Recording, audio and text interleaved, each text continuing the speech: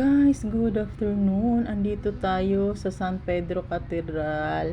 Ito ang parking area, guys. At tayo'y pupunta doon sa San Pedro Cathedral. Before that, guys, nakita ko ito. Ang dami nila kalapati. Mahilig naman talaga ako sa mga guys, sa mga animals. Dahil I love the animals. Ayun, guys. So, ang daming dab dito, guys. Hindi talaga sila lumilipad kahit ang daming sasakyan. Ayan, guys, ang dami nila. Ang iba nasa taas ng mga building na yan. Yan, napakaamo. Kaya very amazing ako. Ayan, umupo talaga ako, guys. Oh, umupo talaga ako. At gusto ko sanang yun bang mahawakan sila. Pero talagang hindi ako kikilos kasi ayokong lumipad sila. Kaya sinamahan ko na lang sila sa kanilang gusto na magupo diyan. Ayan talaga si Rosilda, kasi napakahilig ko talaga eh. Kasing laki lang kasi sila ng mga bantam ko dito, 'di ba? Marami ako mga chicken dito. Ang bantam itong mga chicken ko, guys. Parang kasing laki lang sila. Ang dami. Hindi ko alam kung ano ang lalaki at babae sa kanila.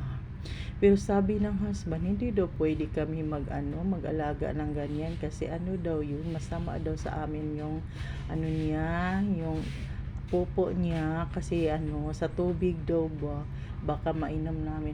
Ayan ang ang San Pedro Cathedral. Na-miss din ako, guys, kasi yung yung bubong ng San Pedro Cathedral ay parang bangka. Iwan ko, parang boat siya, guys. Iwan ko, basta. First time ko lang kasi nakapunta dito, kaya tuwang-tuwa ako, dinala ako ni husband dito. Ayan, guys, tumayo na si Roselda. Hindi talaga lumipad yung mga dove. Tiningnan ng nila ako, guys. Parang kilala ako ng mga ibong ito. Tinitingnan nila ako, guys. Para akong kanilang ina. Ayun sila, ang bait-bait. Ang bait talaga. Gusto ko silang dalhin dito sa bahay. Ang dami pang kulay, iba't ibang kulay nila, guys. Kasi dami kong mga kapwa content creator, dami tayong mga kaibigan dito sa social media na nag-a-upload ng ganyan. Hindi ko alam na makaranas din ako ng ganyan. Kaya very amazing si Rosilda. Ayan, guys, hindi ko alam kasi dumating ang panahon na ako naman talaga ang makalapit sa kanila. Kasi ang mga kaibigan ko, ganyan sila dito, ina-upload nila. Yung pinapakain nila yung mga dove. Sabi ko sana nagdala ako ng pagkain. Ayun, ang dami-dami talaga nila, guys. Napakaamo pa. Umupo na ako sa harapan nila, ayaw pang lumipad. Kaya ano bang ibig sabihin nito? Mabait ba talaga ako? Kasi sila sa akin, maamo.